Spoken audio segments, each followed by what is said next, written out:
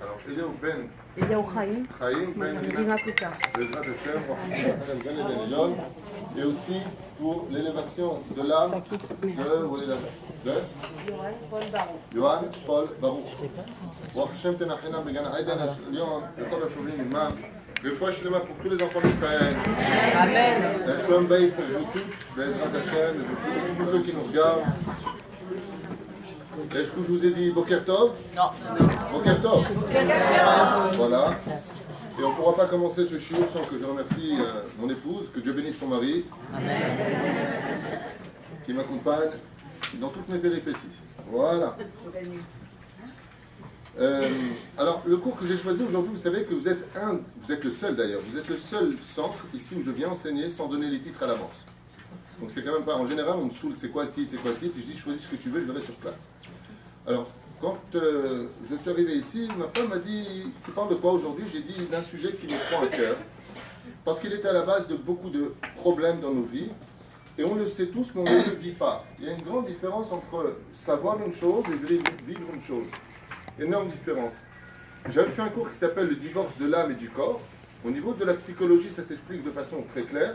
Le corps est une entité indépendante, l'âme est une entité indépendante. Le but de notre existence en tant que juif est de marier notre âme avec notre corps, c'est-à-dire trouver une harmonie où le corps s'en sort, mais que l'âme vive à l'intérieur.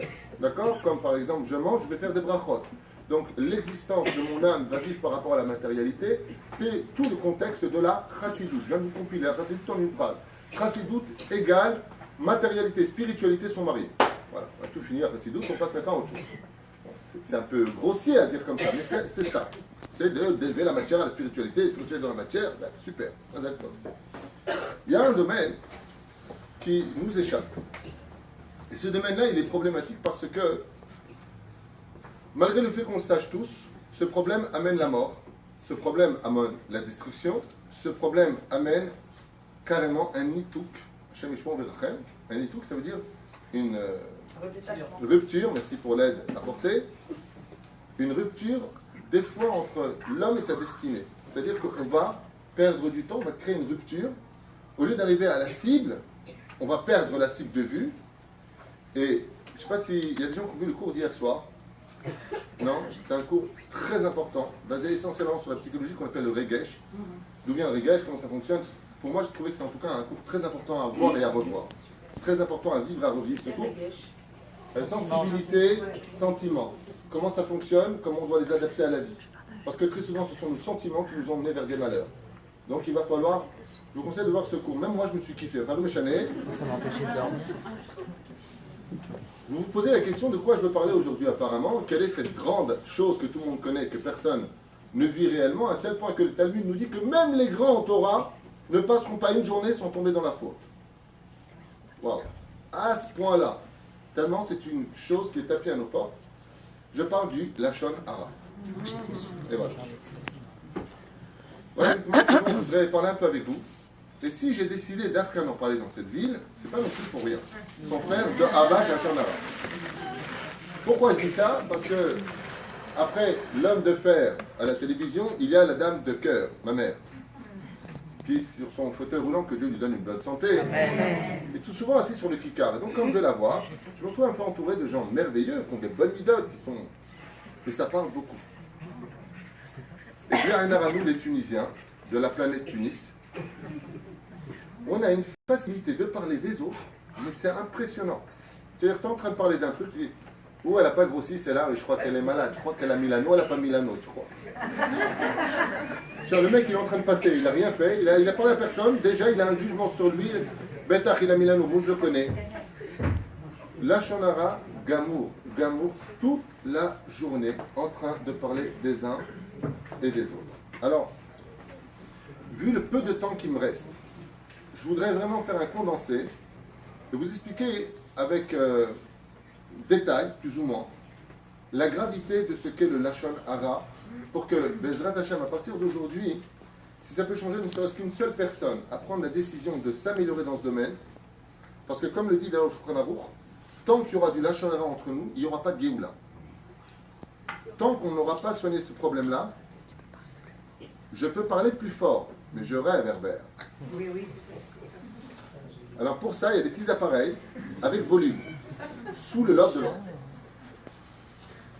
Quand le créateur du monde a créé le monde, il a créé avec la parole. Comme ça nous dit la première Mishnah du 5e chapitre de Masechet Avot, Ve'asara ma'amarim nivra olam. Par 10 paroles, le monde a été créé. Par la parole.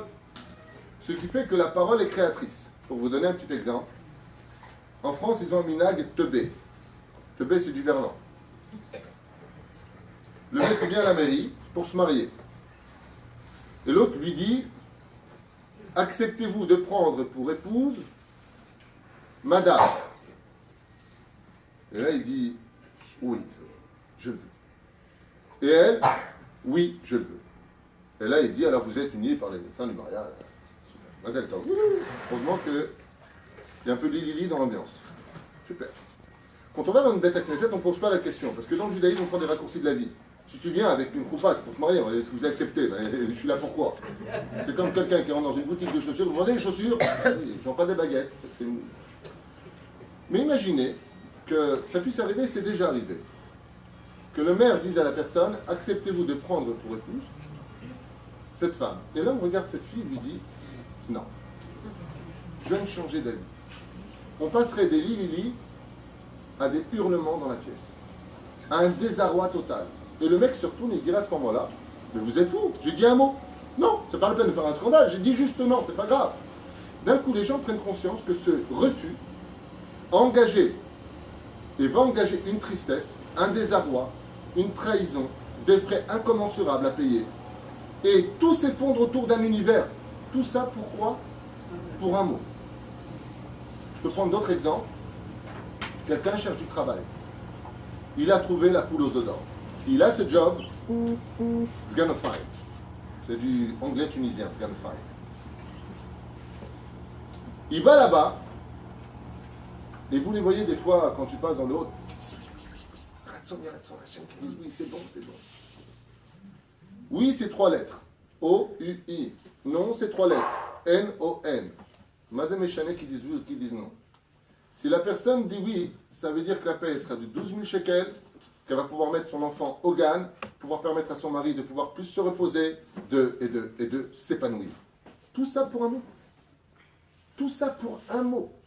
Et s'il dit non, ça ne le fait pas, la personne peut rentrer en dépression, prendre des cachets, voir sa vie toute noire. De toute façon, j'ai jamais eu de chance. Ouais, il a dit un mot.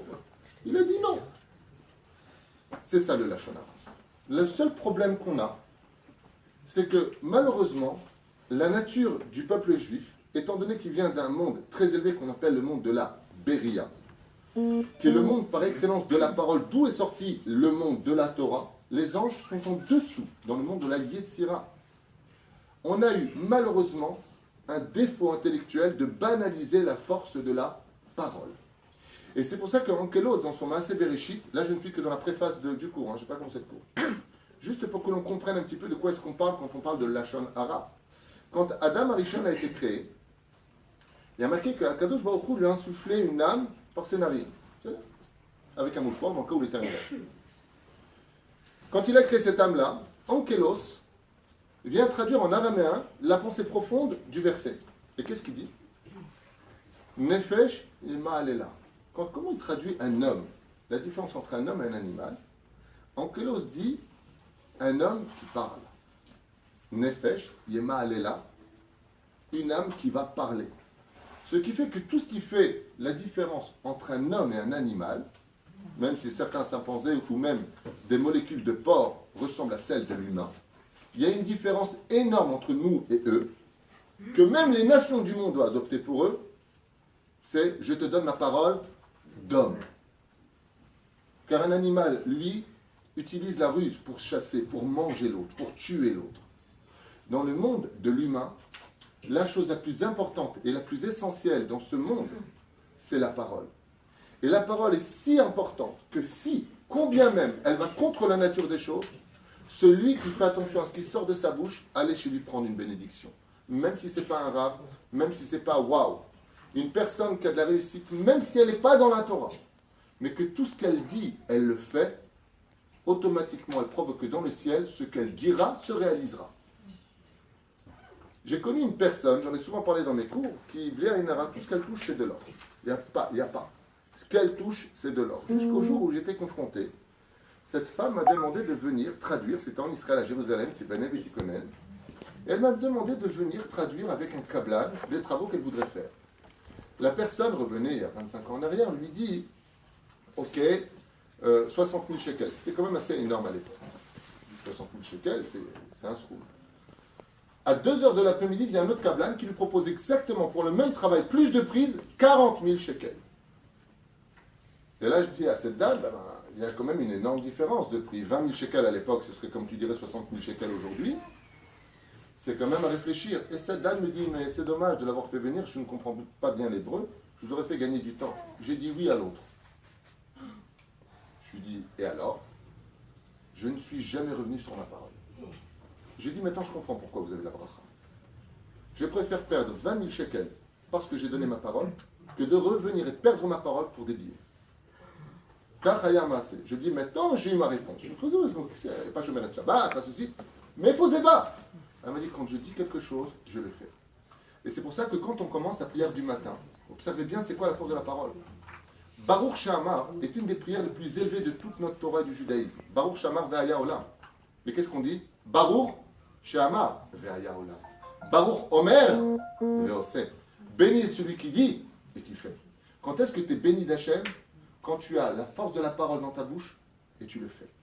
Et c'est ce qui provoque, par exemple, chez nous, sous l'égide de la colère, sentiment mal dirigé. Parce qu'à l'instant, parce qu'on a les anges qui chantent. Bon, on va mettre un tabassat. Résultat des courses, quand on a cette difficulté à comprendre la force de la parole, alors on va sous des états secondaires, de crise de nerfs. Tu quittes la maison sur la Torah, je te quitte. Le mec, il a quitté la maison 15 fois et tu es toujours avec. Tu as juste fait une joie, tu as juré. Tu as dit quelque chose. Tu as. Et après, tu dis, Ribono Shel je prie, ça ne sert à rien. Hachem te répond du ciel, c'est pas que tu pries que ça ne sert à rien. C'est que je donnerai de la valeur à tes paroles, à toi, comme toi tu donnes de la parole dans ta vie. C'est pour ça que les tzadikim ont une force de la parole qui est très importante, parce qu'un tzadik, avant de parler, il réfléchit toujours. Si c'est oui, ou si c'est non. Une dame ici présente m'a demandé de venir dimanche soir, peu importe. J'ai rien promis. J'ai simplement dit, je ferai tout pour venir. Je compte venir. Je vais m'organiser pour venir.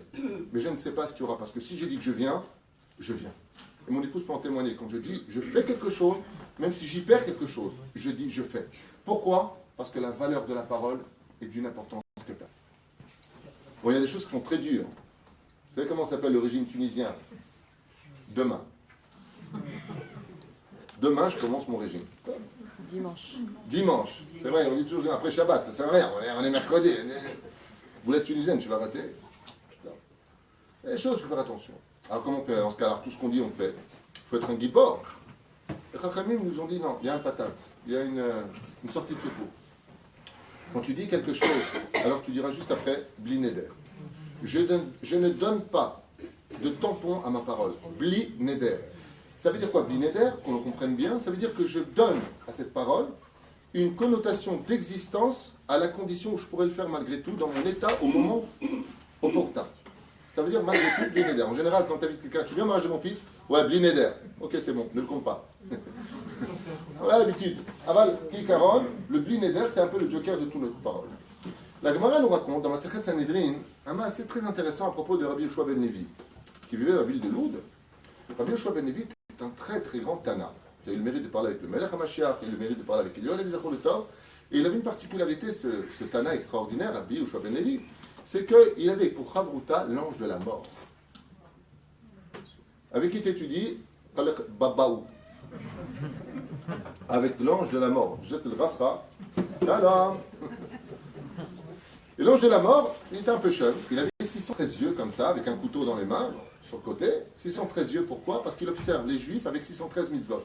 Donc chaque œil est placé sur une des mitzvot, donc 613 yeux. Il ne fallait pas qu'il aille chez l'oculiste, hein, parce que c'est évident pour lui. Mais Kitsour Elaïnian, l'ange de la mort a reçu un ordre divin d'aller chercher l'âme de Yoshua, Rabbi Yoshua ben Levi. Et il vient comme ça, il lui dit, c'est quoi cette tronche t'as une tête de mort aujourd'hui, il lui a dit, Rabbi Ben Levi, allonge de la mort. Il a dit, écoute, copain, c'est vrai que je t'adore, c'est vrai que tu es quelqu'un de grand en Torah, c'est vrai que tu es extraordinaire, mais aujourd'hui, tu dois sortir de ton corps parce que je dois t'amener dans ton Gan Eden. Sache que toi, tu as une place au Gan Eden extraordinaire. Donc, fais pas de problème, ne me cherche pas des noix, sinon ça ne va pas le faire. Je suis quand même l'ange de la mort. Rabbi Yoshua Ben Levi lui dit, pas du tout. Il lui a dit, pourquoi tu n'étais pas du tout? Pourquoi tu fais ça? Il lui a dit, parce que tu vois pas que le Gan Eden que Dieu m'a réservé ne me convient pas. Et si j'aime pas? Il lui a dit, qu'est-ce que tu veux? Il lui a dit, tu me prends, tu m'emmènes, je vois, ça me plaît, je décide, ça me plaît pas, je décide. Il lui a dit, écoute, parce qu'on est copains, je la fais ce coup-là, mais il va falloir que tu prononces le nom d'Hachem pour monter de corps et d'âme. Rabbi Yoshua Ben Levi, il lui a dit, est monté sur le dos de l'ange de la mort, mais juste avant de monter sur le dos de l'ange de la mort, il lui a dit, hop, hop, hop, hop, hop, donne-moi ton couteau, je te connais toi, enfin l'embrouille. Donne-moi ton couteau avec lequel tu sépares l'âme du corps, donne-moi. Rabbi Yoshua Ben Levi, prends le couteau. Et là, il arrive là-bas, la Gemara nous dit qu'il a survolé le Gan Eden de Rabbi Shimon Bar Yochai, il avait étudié sur 13 marches de Afarsemon, des trucs de fou. Et il arrive là-bas, il lui dit, voilà ton Gan Eden. Waouh, Rabbi Yoshua Ben Levi, comme un fou, il dit, Ahlef, c'est un Tunisien. Ouais, il lui dit, mettre ça à toi. Qu'est-ce qu'il fait? Il saute du dos de l'ange de la mort, et il arrive de corps et d'âme dans le Gan Eden. L'ange de la mort, il est comme un fou. Qu'est-ce que tu me fais? Qu'est-ce que tu me fais? Mais t'es un malade. Le corps doit rester sur terre. Pris de la poussière, il retourne à la poussière. Et toi, t'es venu de corps et d'âme, t'es ici, mais t'es un fou, ne me fais pas une chose pareille. Je vais aller au chômage. L'ange de la mort décide de se battre contre Rabbi Yoshua Ben Levi. N'ayant pas son arme, Rabbi Yoshua Ben Levi lui crève un œil. Avec le couteau, il lui crève un œil. L'ange de la mort est complètement déçu, il est complètement retourné. Il vient voir Hachem, il va voir, pardon, le Sanhédrin, et il dit, qu'est-ce que je fais de Rabbi Yoshua Ben Levi? Il est sur le Gan Eden, il m'a arnaqué. Il n'a pas arnaqué, il lui a dit, mais moi je veux voir. Il a accepté, tant pis pour lui. Il lui dit, va le prendre de force et sors-le, ramène-le sur terre, sépare son corps de son âme et ramène son âme dans ce Gan Eden. L'ange de la mort essaye, Rabbi Yoshua Ben Levi, au moment où il voit l'ange de la mort venir avec son armée pour le déracer, pour l'emmener dans le monde d'en bas, dit comme ça, je jure devant l'Éternel que je resterai ici de corps et d'âme. Et là, l'ange de la mort, oh, qu'est-ce que tu viens de me faire? Arrêtez. Il vient de faire une joie. Il vient de faire un éder. Qu'est-ce que fait l'ange de la mort? Il dit, on arrête toute l'histoire, on va voir le Sanhédrin. Le Sanhédrin, on ne peut rien faire. On va voir Akadosh Baruch Hu. Ils sont partis voir Akadosh Baruch Hu. Et là, la semaine prochaine, vous aurez la suite. Je plaisante, j'adore faire ça, c'est un truc... Akadosh Baruch Hu, il dit très bien, apportez-moi le dossier, la vie de Rabbi Yoshua Ben Levi. Et qu'est-ce qu'il fait? Écoutez bien la force de la parole. À l'âge de 3 ans, il a dit, il a fait. Il a dit, il a fait. Il a dit, il a fait. Il a dit, il a fait. Il a dit, il a fait. Pas de Lachon Hara, pas de Motzi Shemra. La valeur de la parole était sa première devise. Étant donné que sur terre, il n'a jamais dit des choses pour rien et qu'il a fait une jvoua, comme il a dit, ça se passera. L'ange de la mort vient voir Rabbi Yoshua Ben Levi, il dit, ok, t'as gagné. Dans le ciel, le Créateur du monde a décrété que tu n'auras pas de sépulture sur terre. Tu peux rester là de corps et d'âme. Tu veux me prendre mon couteau? Il lui dit, dégage. Pour vous dire à quel point la Gemara nous raconte des choses incroyables sur la force de la parole. On peut commencer maintenant. De quoi, madame? Ben ça. Quoi, dire ça? et je fais. C'est dit? De dire et je fais. Allez-y, madame. Dites et On faites. peut commencer maintenant? Oui. Mais ce qu'on a fait avant, ça compte pas? Chaque jour est un nouveau départ. Baruch, comme on dit tous les matins, Amechadesh v'chol yom tuvo ma'aseh bereshit. Tous les jours est un nouveau jour. Le jour de demain n'a jamais existé, et une fois qu'il sera passé, il n'existera plus jamais. La valeur de chaque juif est de donner une éternité à chaque jour passé sur terre. Vous voyez la parachat Chayesara, Razak ou Bakbouk. Pour en revenir, maintenant on commence le cours. La Gemara, pour nous parler un petit peu de ce qu'est le Lachon Hara, alors j'aimerais juste commencer par une phrase très importante à retenir. En général, surtout les Sparadim, on a une particularité, c'est pas dû avec Lachon Hara, c'est pour expliquer quelque chose. Le monde ashkénaze en général sont moins probants en Lachon Hara. C'est pas qu'ils n'en font pas, mais ils sont un peu plus classe. Les Sparadim, on a une langue chaude, on est chaud. C'est l'histoire du blond. Benoît fait tes doigts. Et vous connaissez l'histoire du Sfarad. On est chaud. La musique, ça danse avec les... L'autre, c'est plutôt... Deux mondes. Aval, vous prenez un Sfarad, que Dieu le bénisse, et je suis fier d'être Sfarad, de rabbin. je ne suis pas Mireille Dumas, ne l'oubliez pas. Quand tu fais du Lachon Hara, tu as tout le temps la même réaction. Ben, c'est vrai ce que je viens de dire? Oui, ça vous fait rire. Tu parles à quelqu'un, je fais du Lachon Hara, mais c'est la vérité. Alors sachez-le une fois pour toutes. Le Lachon Hara, ça use la Neshama, mais ça n'use pas la langue du rachat. Ça, c'est une chanson. Le Lachon Hara, c'est quand on dit uniquement des vérités sur l'autre. Ça s'appelle le Lachon Hara. Parce que si ce que tu dis, c'est des mensonges, ça s'appelle Motzi Shem Ra. C'est encore plus grave. Vous avez compris la différence? Donc quand tu viens et que tu dis c'est la vérité, ça s'appelle c'est du Lachon Hara. Sinon, c'est pas du Lachon Hara. Le problème du Lachon Hara qu'on fait, de toujours vouloir s'investir alors qu'on ne nous a rien demandé, qu'il n'y a pas de toilette. Alors rappelez-vous de ce mot-là qui ressemble au mot toilette en français. Le mot toilette, ça veut dire avantage. Si ce que je vais dire maintenant a un intérêt de construction, sans pour autant détruire l'autre, alors j'ai le droit de le dire comme un chidour. Une femme fait un chidour, elle se marie avec un mec qui abuse des femmes. Est-ce que je dois dire ou je ne dois pas dire? Si ce que je veux dire est pour la construction sans pour autant le détruire, j'ai le droit de le faire à la condition que celui qui l'écoute ne reçoit pas à 100% ce que je dis. C'est-à-dire qu'il le prend ce qu'on appelle en hébreu Be'eravon Mugbal. Il y a des cas où oui, on peut le dire. Par exemple, tu vas embaucher quelqu'un dans une société, c'est la dernière chance, tu vas employer le mec le plus fainéant de la terre. Maintenant, on sait qu'il ne fait rien, on sait qu'il a pas ceci, cela, toi tu ne le connais pas. Est-ce que j'ai le droit de dire, Tishma, il y a des problèmes ou pas des problèmes? Si ce que je vais dire ne va pas pour autant le descendre, mais mettre en garde sur, il y a ça et ça, celui qui le dit pour construire aurait le droit de le dire, mais celui qui écoute, al pied halakha, n'a pas le droit de prendre ça comme étant sa gourde fermée. Pourquoi? Peut-être qu'il a fait tchouva, peut-être qu'il s'est arrangé. La reine, il y a des lois spécifiques en disant, si c'est pour la construction, tu as le droit de le dire sans pour autant dénigrer l'autre. Mais à la condition, celui qui le reçoit donc de l'autre côté que, attends, ce que tu dis, c'est peut-être pas à 50%, peut-être qu'il a déjà changé, sinon le monde serait foutu. Là où il y a un drame, je voudrais vous raconter une histoire que j'ai l'habitude de raconter souvent quand je parle du Lachon Hara, qui est une histoire qui raconte toute l'histoire du Lachon Hara. C'est l'histoire du Rav Rapoport, un des plus grands Talmid Chacham à l'époque de la première alliance en Israël. Vous avez entendu parler du Rav Rapoport? C'est un grand. L'homme on ne va pas rentrer dans les détails. Quand il a fait sa alia, il s'est installé à Yerushalayim, Tibanev et Tikonen, Jérusalem. D'accord. Et s'étant installé à Jérusalem, il avait ramené avec lui d'Europe une pièce napoléonienne en or, qui valait une grande, grande fortune. Une pièce lourde et en or. Et il avait l'habitude de la mettre dans sa chambre, au-dessus de l'armoire. Il avait l'habitude de la mettre là-bas. Vous connaissez cette histoire? Elle est très belle et elle concrétise toute l'histoire de la Lachon Hara.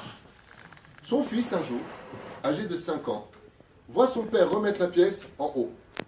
Le père était un peu inquiet en disant, mince, je ne suis pas content qu'il ait vu, c'est pas grave. Il a vu la pièce, il a vu qu'il l'a mis en haut. Inematov ou Manaï. Avant que le père ne sorte pour aller à Kollel, le fils lui a dit, papa, tu peux me donner un peu de sous pour que j'achète des bonbons, des friandises pour l'école, pour manger? Et son père lui a dit, le problème c'est que je n'ai pas aujourd'hui d'argent sur moi, attends demain, je te donnerai. Le fils a dit, ok, Tov. Voici que le père revient fin d'après-midi et il voit un paquet de friandises sur la table et son fils avec un bonbon dans la bouche. Waouh! Le père comprend tout de suite, va dans la chambre, voit le tabouret près de son armoire, il met la main en haut, il ouvre la boîte et il n'y a plus la pièce napoléonienne qui valait une vraie fortune. Alors, sans embêter le petit de 5 ans, il s'en veut d'avoir laissé la pièce à la place, les fenêtres verts de Titel Mirchol, j'ai passé un sac devant un enfant, j'aurais dû faire attention. Il va carrément voir l'épicier. En allant voir l'épicier, il lui dit, est-ce que mon fils est venu acheter des friandises chez vous? Ah oui. Et lui, ce matin, vers 10h30 à peu près, il a acheté des friandises. Ah oui. Et quelle monnaie vous lui aurez rendue? La monnaie de sa pièce. Pourquoi? Vous avez un problème? Votre arabe fait quelque chose de mal? Il lui dit, comment ça vous avez fait quelque chose de mal? Mon fils vous donne une pierre d'une valeur inestimable et vous lui rendez de la monnaie. Vous pourriez me rendre cette pièce?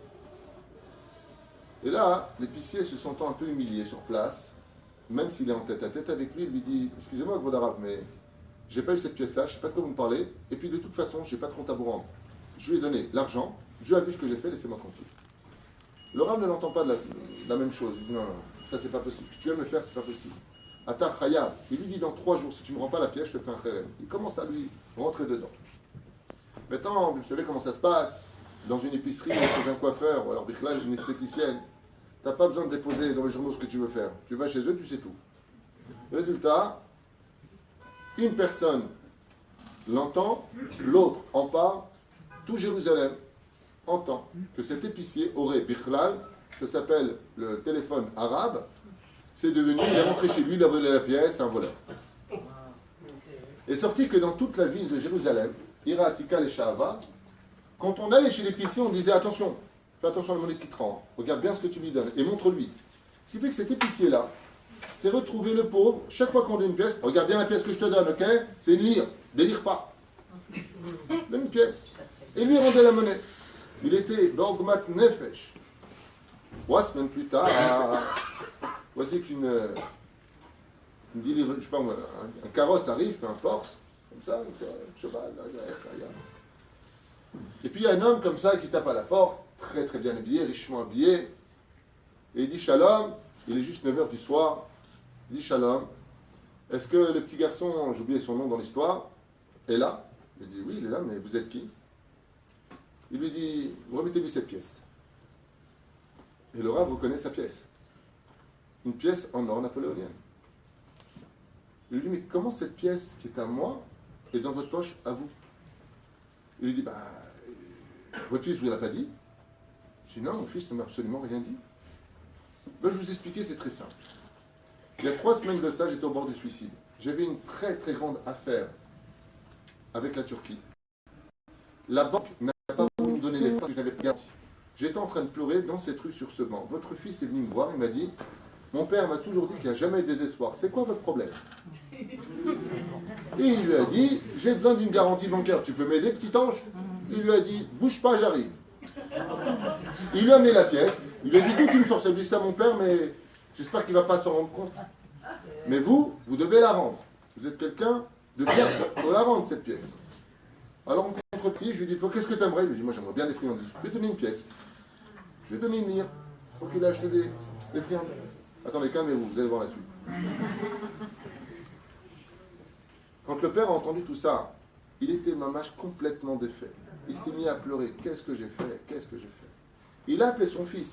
Il lui a dit, Yaouldi, bon, il n'était pas là, mais Yaouldi, qu'est-ce que tu m'as fait? Il lui a dit, papa, tu m'as toujours appris quand on fait des mitzvot, il ne faut jamais raconter. Le gosse un peu dynarode. Quand on fait des mitzvot, il ne faut jamais raconter. Le père, il a serré son fils dans les bras. Il va avec le richissime qui a apporté plein de cadeaux. Il va comme ça. Et pour l'épicier, il tape à la porte de chez lui. Et il leur a fait toutes ses excuses. Quand l'épicier entend l'histoire de l'enfant, il est tellement surpris de la doucha de l'enfant qu'il pardonne de tout son cœur au Rav. Ils font la paix. Le Rav le bénit. Il lui demande pardon. Il met des cadavres partout. Le Rav est obligé de réparer. Il a mis des messages partout dans toute la ville. Qu'il s'est trompé. Voilà l'histoire. Pendant 20 ans, dans la ville, on disait encore, fais attention quand il prendra ta main. C'est ça le Lachon Hara. On a posé une fois la question au Chafetz Chaim. On a posé la même question au Ben Ishraï. J'ai lu dans 2 livres. On lui a dit, comment on répare le Lachon Hara? Le Chafetz Chaim a dit, va dans le poulailler, apporte-moi des plumes. Vous savez, des petites plumes là. Ouais. Il lui a dit, apporte-les-moi. Qu'est-ce qu'il a fait? Il en avait qu'un sa main. Il a apporté au Chafetz Chaim. Et le Chafetz Chaim, qu'est-ce qu'il a fait? Dès qu'il y a eu un coup de vent, il a jeté de toutes ses forces. Et toutes les plumes sont parties dans des directions différentes.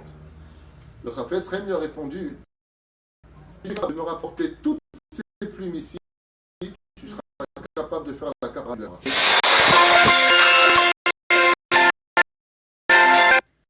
Il lui a dit, c'est impossible. Mais pourquoi c'est impossible? Ils sont partis aux 80 ans, je ne pourrais jamais savoir où ils sont partis. C'est là, je veux savoir qui que soit, lequel. Le Lifechar, c'est pratiquement irréparable. Mais comme il n'y a pas de Avera sans solution, comment on fait quand on n'a pas été Shomer Nida? On étudie les lois de la Nida. Comment on fait quand on a fait du Lachon Hara? On étudie les lois du Shulchan Aruch sur le Lachon Hara. Comment on fait quand on n'a pas été Shomer Shabbat? On étudie les lois de Shabbat Shenemar. Un shalema farim sefatenu. Tu viendras faire la kapara de tes fautes, puisqu'il n'y a pas de Beth Amikdash en étudiant l'étude même de la Avera que tu as fait. C'est comme ça qu'on fait la kapara, de façon générale, même s'il y a des choses à rajouter Betar au-dessus. La gravité du Lachon Hara est si grave, comme la Torah nous dit elle-même, dans le livre de Vaïkra, Lo telerachil be'amecha, lo tamod al dam re'echa, ani Hashem. Tu ne viendras pas parler de ton prochain, tu ne viendras pas rapporter des choses sur ton prochain, car je suis l'Éternel, ton Dieu. Comme ça dit Hashem. Le Sefer HaChinuch nous dit comme ça, Sheim nishma adam medaber ra mechavero, lo nelech elav lesaper lo ploni, bedavar ploni alkar ve'alkar. Le Lachon Hara est si grave que même si on entend une personne dire du mal d'une autre personne, on n'aura pas le droit d'aller voir l'autre personne en disant, tu sais, lui, il dit du mal de toi. Sauf dans un cas. Il y a des cas de construction. D'accord? Imaginez qu'un rave, on dise du mal de lui. D'accord? Que de ce mal qui a été dit sur lui peut refléter un grand chilul Hashem. Dans ce cas-là, il est du devoir d'aller dire au rave ce qui se passe pour que le rave éteigne un feu qui risque de devenir un chilul Hashem. Non, dans ce cas-là, ce qu'il dit, c'est les toilettes ou pas les toilettes? C'est les toilettes, ça veut dire c'est pour construire, c'est pas pour détruire. Mais c'est pas dans l'intention de dire, t'as vu lui ce qu'il dit sur toi? Si c'est cela, alors il est matov manaïm. À la limite, si on fait du Lachon Hara sur vous, c'est une kapara gmoura. Vous savez pourquoi? 2 livres. Ilchot Lachon Hara du Chafetz Chaim. 2e livre, Chovot Alevavot. Perek Gimel. Écoutez bien, ouvrez bien grand vos oreilles pour comprendre la gravité des choses. Et ça donne une solution à beaucoup de questions que vous vous posez dans la vie. Une personne, sur un seul Lachon Hara qui a été dit à l'autre, Père, écoutez bien, c'est pas de moi, Chafetz Chaim, Chovot Alevavot. Toutes les mitzvot qu'il a fait dans sa vie, il les perd sur place tout de suite. Son casier est vide. Elles vont c'est chez lui. Chez qui? Il a dit du Lachon Hara. Le pire de l'histoire, c'est pas ça. C'est que toute la avérote qu'a fait l'autre, s'il n'était pas Shomer Shabbat, il n'était pas Shomer Mitzvot, il a été avec des filles, toutes les anges noirs passent sur le casier judiciaire de celui qui l'a dit. Ah non. Comment ça, non? Qui c'est qui a dit non? C'est Rosé. Vous n'aimeriez pas qu'on fasse du Lachon Hara sur vous dans ce prix-là? Vous prenez les mitzvot des autres et on vous dit de toutes vos avérotes? Non, ni je prends les siennes, ni je prends les miennes. D'accord, ben Dieu n'est pas d'accord. C'est tout la crème. Ce que je vous dis, c'est un état de fait. On raconte même une histoire qui s'est passée d'un grand sadique qui a fait du Lachon Hara sur un rachat. Il a payé toute la valeur du rachat et du Eden. À cause de cela. Pourquoi? Ben, quand tu deviens un feu rouge, tu prends 10 points. Ça s'est passé pour quelqu'un récemment. Il a perdu 10 points. Il refait son permis. Tu vas dire quoi? Je suis pas d'accord. Il y a un feu rouge. Le Lachon Hara, c'est un feu rouge. Juste pour vous donner un tout petit exemple. Allez, question pour un champion. Vous avez vos heures? On y va. Vous êtes prêts? All right. Et si on savait Pour pas? quelle raison, madame? Et si on savait pas? Eh bien, il faut faire tchouva. Si, pour quelle raison le premier temple a été détruit? Sinatrinum. Non, c'est Joseph. Non, madame. Non, madame. Le premier temple. Sichamra. Bon, je vais le dire, on n'a pas le temps. Meurtre, idolâtrie, inceste. Voilà ce que dit la Gemara. Je répète, pourquoi le premier temple a-t-il été détruit? À cause du meurtre, de l'idolâtrie et de l'inceste. Frères, sœurs, mère, belle-mère, la totale. C'est pour ça que Dieu a détruit le temple. La Gemara nous dit que du Lachon Hara, c'est l'équivalent des 3. Pourquoi le deuxième temple a-t-il été détruit? Lachon Hara. Pas parce qu'ils n'étudiaient pas la Torah. Pas du tout.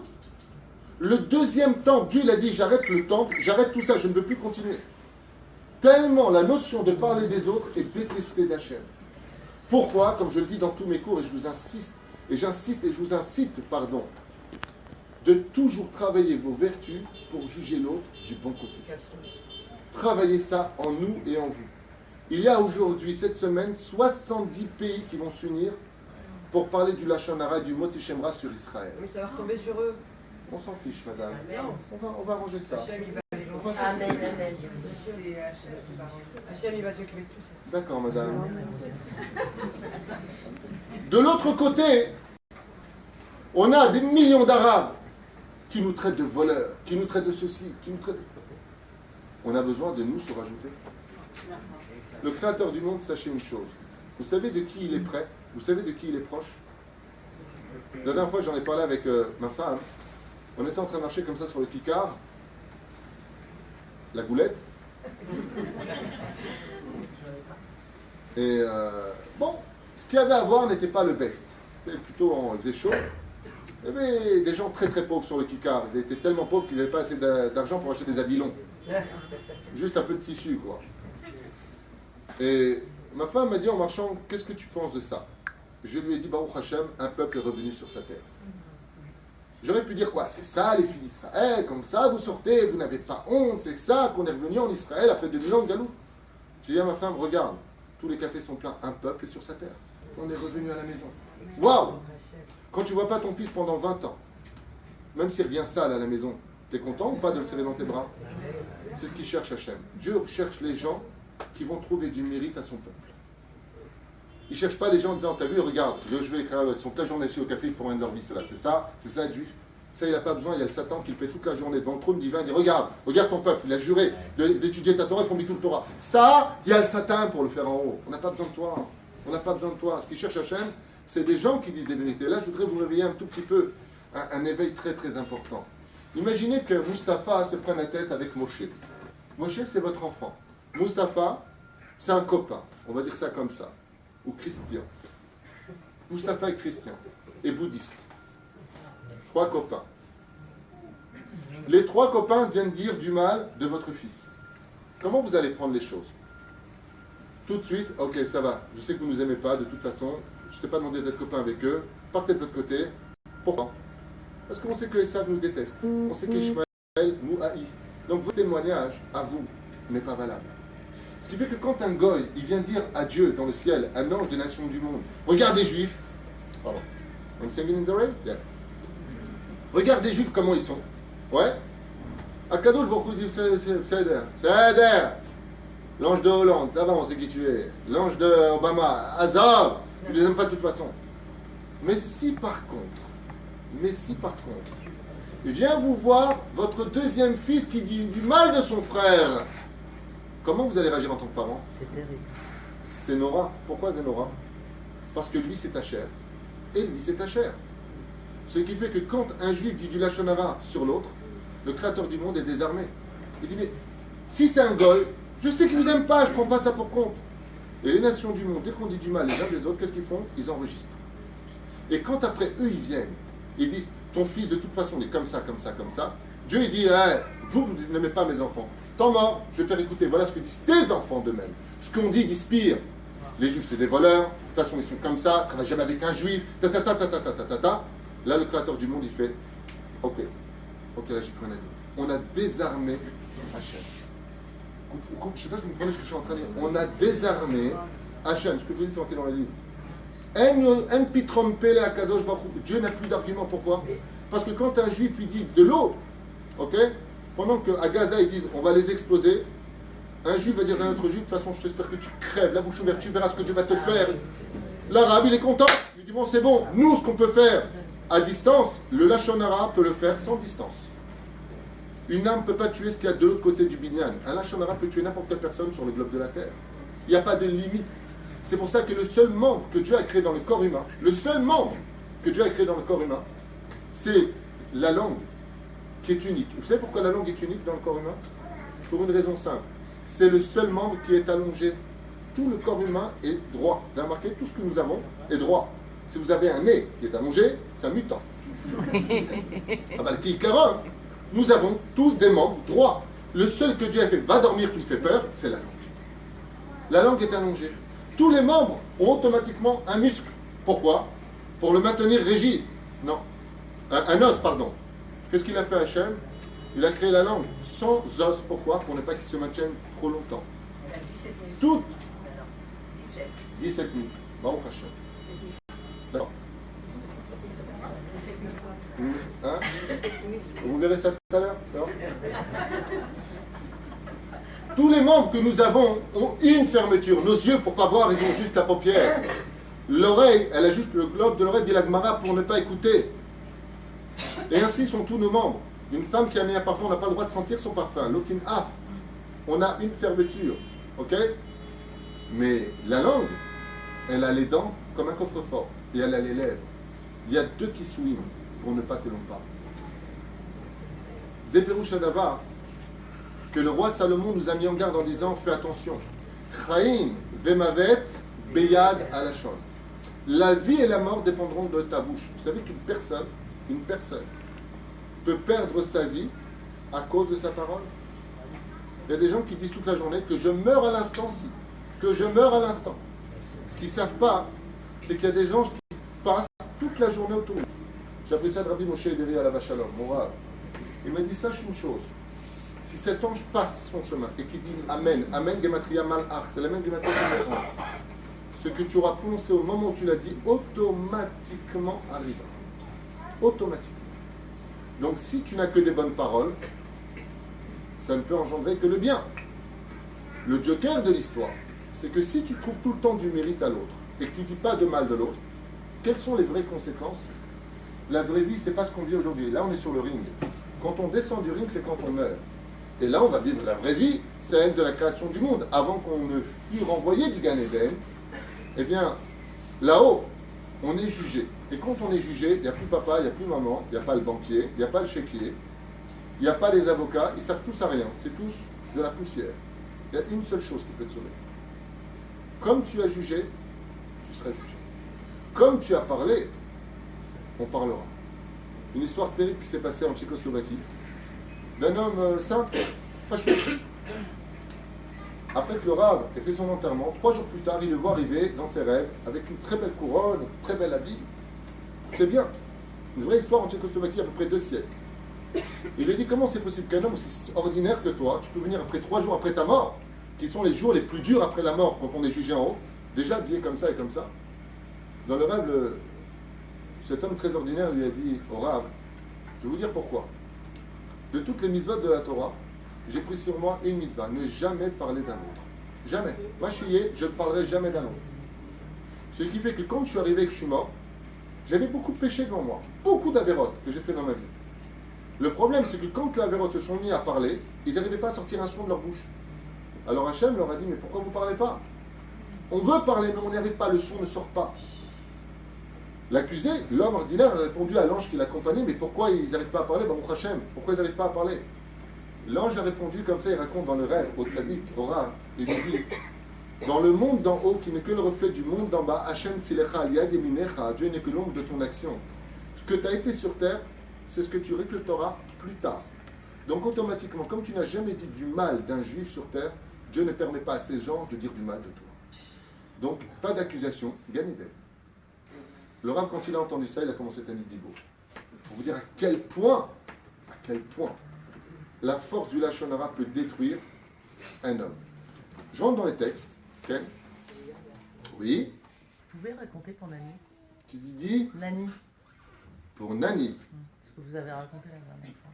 Ah, parce que ça a une portée pendant 40 ans, ça. Ah, tu veux que j'en reparle aujourd'hui? Ouais. Ok. Alors, sur la demande Émilie, j'ai raconté l'histoire de Nani. J'en ai parlé récemment. T'as raison que... Non mais Nani c'était grave parce que... C'était très grave. À la vache à l'homme, ce très grand personnage... Soyez pas... Laissez-moi finir, vous aurez réponse à tout. En général, je rentre souvent dans la tête des gens pour comprendre qu'est-ce que je n'aurais pas dit qu'il cherchera à comprendre. Donc, just a minute please, ou la natik teraha. Depuis que je suis petit, j'ai grandi une grande partie de ma vie au Grand Marché, et puis on était souvent à Belleville avec Eligel, ma mère, et Kahlaoui, le chanteur qui était sur place. Belleville, c'était une belle ville à l'époque. Rue Ramponneau, rue Hamelot. Il y avait juste, sur le boulevard de Belleville, un homme. On appelait, quand j'étais jeune, on appelait sa boutique La Banque. Il y avait un monde. Alors le vendredi, c'était la queue dehors. La queue était dehors et les flics se faire dépeler. C'est l'époque de Belleville. Moi-même, je suis passé par cette expérience. Étant petit, j'adore les flancs. Depuis petit. Et donc, j'achetais des flancs chez Nani. Il arrivait qu'à l'époque des francs, à la vache à l'homme, il manque 5 centimes, 10 centimes. Et effectivement, je passe sur rappeler Nani. Pour ceux qui ont connu. S'il manque, tu achètes 2 paquets de gâteaux. Tu en as pour 400 francs à l'époque. Il manque 5 francs. Il manque 2 francs. Allez, sois commercial. Tu laisses le paquet chez 2 francs. Donc, Nani avait un titre Et tout le monde parlait de lui comme étant, après Molière, l'avare juif. L'avare. Ou allez, combien tu as? Non, combien c'est combien? 3 shekels 95. Prends 95 centimes, sinon on ne va pas te donner le gain. C'est ce qui sortait. Le pire de l'histoire, c'est qu'il y a eu un moti shemra qui est sorti sur cet homme. Pourquoi? Parce qu'il ne s'est jamais marié. Et les gens disaient de lui à Belleville, il est tellement avare qu'il préfère vivre seul que de donner à sa femme. C'est le lachon arabe et le moti shemra qui sortait sur cet homme. C'est la vérité. C'est la vérité, tout le monde le sait. Nani à Belleville. Jusqu'au jour où, pour Chavruta, j'ai eu un homme qui s'appelle Yitzhak. Et cet homme avec qui j'étudiais à l'époque n'était autre que le Mécharet du Rav Kadouri. Il a servi chez Rav Kadouri pendant 6 ans. Et donc il venait avec moi à l'époque à Tel Aviv étudier. On étudiait en Chavruta tous les matins. Et un jour il me dit, toi Rav Kadouri, je dis, Nachon, je l'ai connu, il est au Shouka Bukharim, il étudie la Kabbale avec telle et telle personne. J'ai été voir sa Chavruta qui s'appelle le Rav Yeshua Cohen, ou pas. Il me dit, ah là là, tu ne peux pas savoir tout ce que j'ai vécu avec lui. Je lui raconte-moi. Et d'un coup, il me parle de Nani. Je lui dis, mais qu'est-ce que tu me parles de Nani? Quel rapport avec Nani? Il dit, t'as pas remarqué que le Rav Kadouri, chaque fois qu'il venait en France, il n'était que chez Nani. Que chez lui. Je lui dis, Nachon, c'est vrai ce que tu dis. Une fois, j'étais à la boutique, et on m'a dit qu'il y avait le Rav Kadouri derrière. Très étonné. Je lui dis, mais tu sais pas, Nani, en réalité, c'est un tzaddik nistar. Je lui dis, tu parles de l'avare? Tu vois, moi, depuis que je suis petit, c'est l'avare, le radin. Alors, tu parles de celui qu'on disait, je faisais attention, je dis, tu parles de celui qu'on disait le Picsou. Il me regarde comme ça, il me dit, alors que je vais t'expliquer. Nani, ça fait plus de 30 ans qu'il a rencontré le Rav Kadouri. Je parle de ça à l'époque. Il a fait du Rav Kadouri son Rav. Il lui a dit, moi, étudier la Torah, je ne pense pas avoir la force. On peut faire Zvouloun et Issachar, vous étudiez la Torah, et moi je travaille que pour vous. Le Rav Kadouri lui a dit, Bekef, tu peux? Tu peux. Sachez que la yeshiva du Rav Kadouri a été construite par Nani. Attendez la suite, c'est pas tout. Yitzhak, mon ami, me dit, mais tu te rends même pas compte. Moi, Nani me donnait un coup de fil, je venais avec des sacs poubelles ramener des billets de 500 pour la yeshiva du Rav. J'emmenais tous les 2 mois, tous les 3 mois, l'argent nécessaire aux 300 élèves du Rav Kadouri. Pour qu'ils mangent, pour qu'ils aient l'électricité, le masgan, la totale. Je lui dis, attendez un instant. Émilie vous les raconte, alors je raconte. Parce que c'est bien que j'ai vécu moi personnellement. Une fois que je sais les choses, partant faire mes cours en France, je vais voir Nani. Et Nani est avec un pull pourri troué sur lui. Et sa cigarette au bec. Je lui dis, Nani, il faut que je te parle. Il me regarde comme ça, il me fait un grand sourire, il me fait, ah. Qui c'est qui t'a parlé? Je lui dis Yitzhak. Il m'a dit j'étais sûr, faut pas qu'il parle celui-là. Je lui dis il faut que tu m'expliques. Et là Nani me fait rentrer dans l'arrière-pièce. Il me dit exactement tout ce qu'on m'a raconté. Et je lui dis maintenant je comprends pourquoi tu insistais pour ces 5 centimes. Qu'est-ce qu'il me dit avec les nerfs? Il dit qu'est-ce que tu crois? Quand je demande 5 centimes, il les vole à la Torah s'il ne les donne pas. Moi tout l'argent c'est pour la Torah. Tout l'argent c'est pour la Torah. Moi quand je vends un gâteau, je prends pour moi 30% et j'envoie au Rav Kadouri. C'est pour la Torah que j'ai demandé cet argent. Mais les gens, ils disent ce qu'ils veulent. Et là, ils me racontent quelque chose personnellement. Les maîtres, j'en ai parlé hier, je crois, avant-hier, je ne me rappelle plus. Et là, il me dit, avec les larmes aux yeux, il me dit, tu sais que je suis très fatigué aujourd'hui, mais je suis quand même content. Parce que je lui ai posé la question, je lui ai dit, pourquoi tu t'es pas marié dans ce cas-là? Tu dois avoir des enfants. Et là, il me dit comme ça, je te dis la vérité, j'ai posé la question à mon Rav, le Rav Kadouri, que Dieu le bénisse. Je lui ai dit, qu'est-ce qui va m'attendre dans le ciel?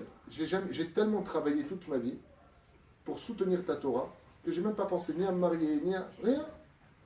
Le Rav Kadouri lui a répondu, d'avoir 300 enfants, ça ne te suffit pas.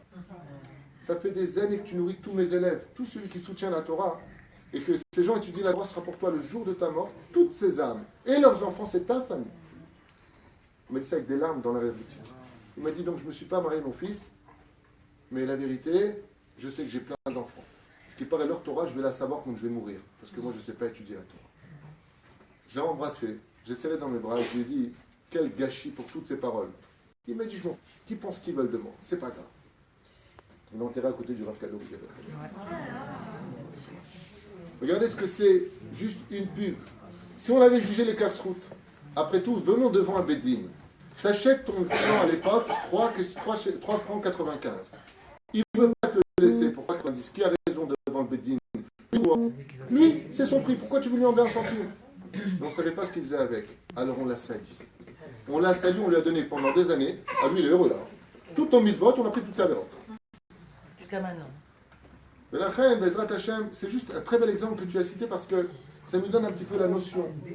Moi, j'ai vécu quelque chose, par contre, de beaucoup plus dur. Je vous dis la vérité, qui m'a beaucoup blessé. C'était un mariage.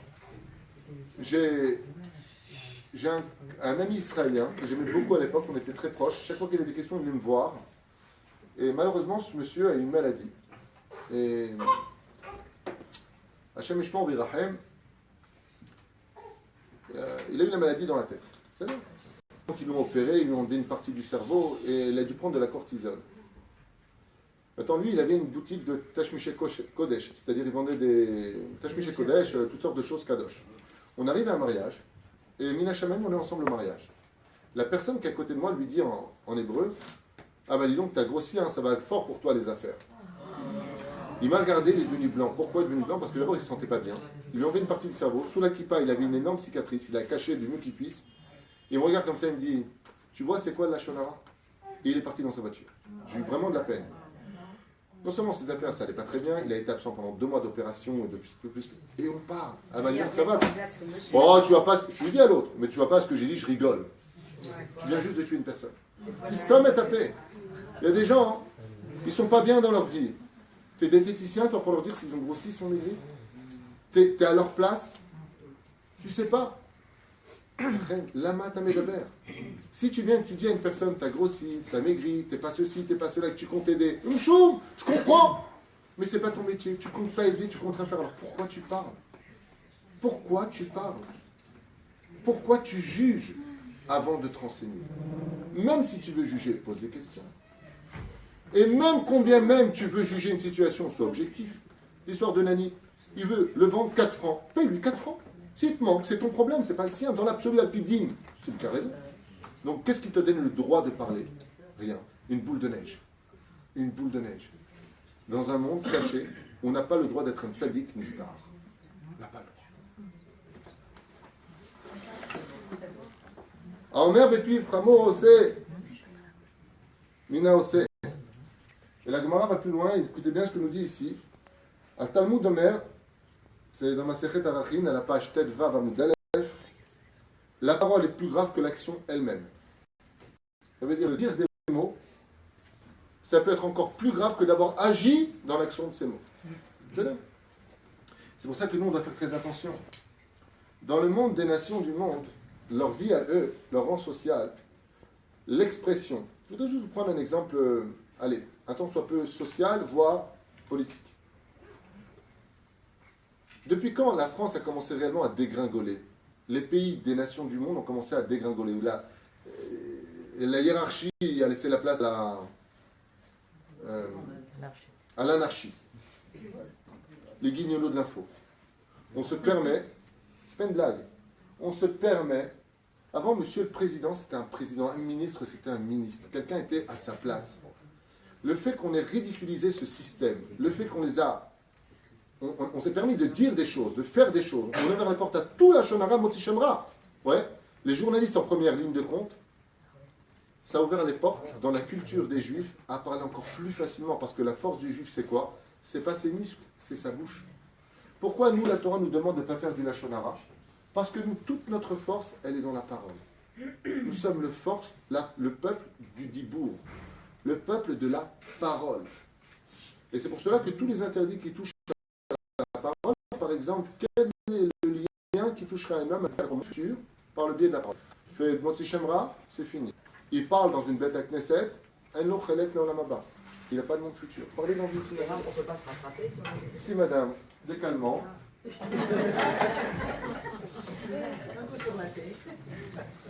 Pour vous dire à quel point la force de la parole est importante.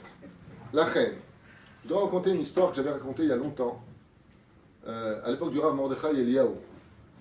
Il y a un massé très bizarre qui a lieu dans la ville de Ashkelon,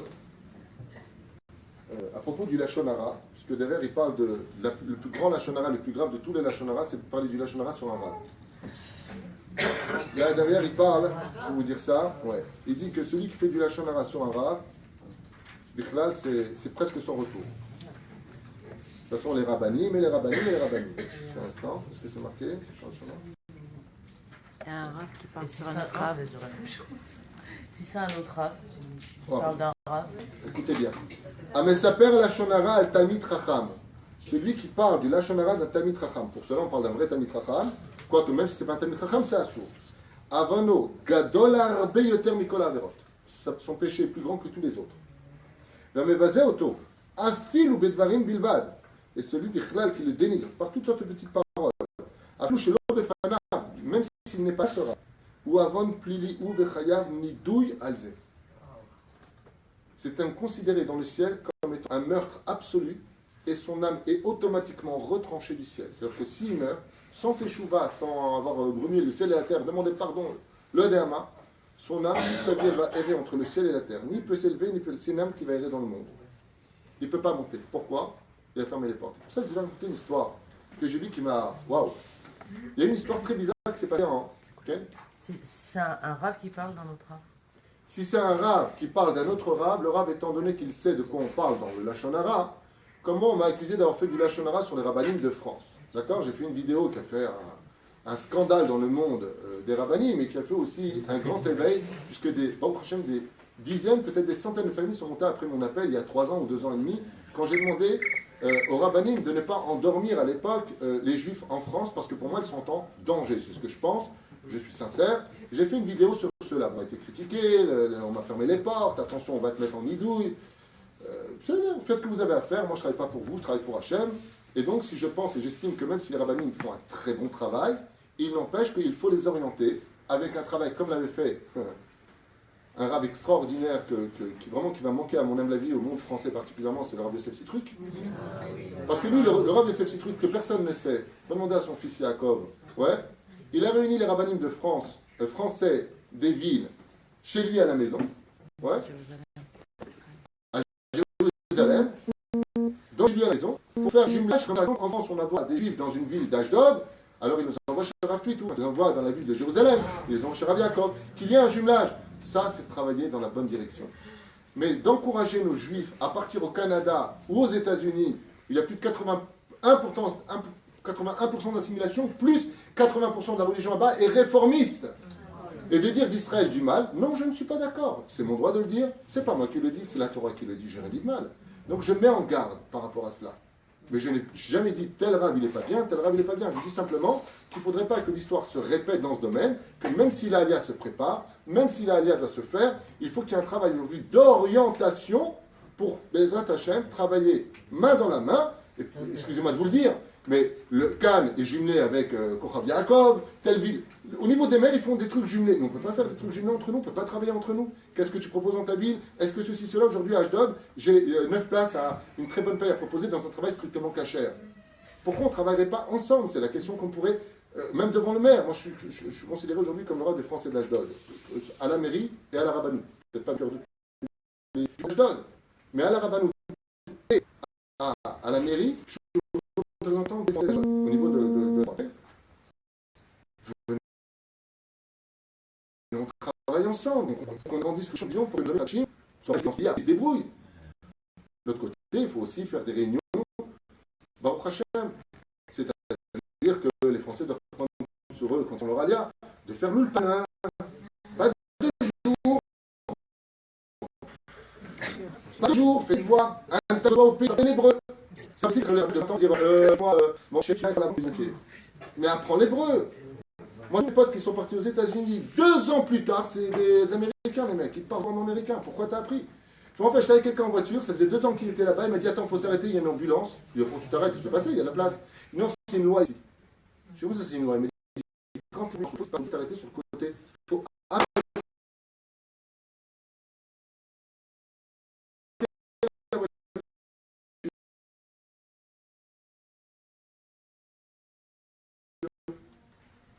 j'ai pris les lois, on les sait rien.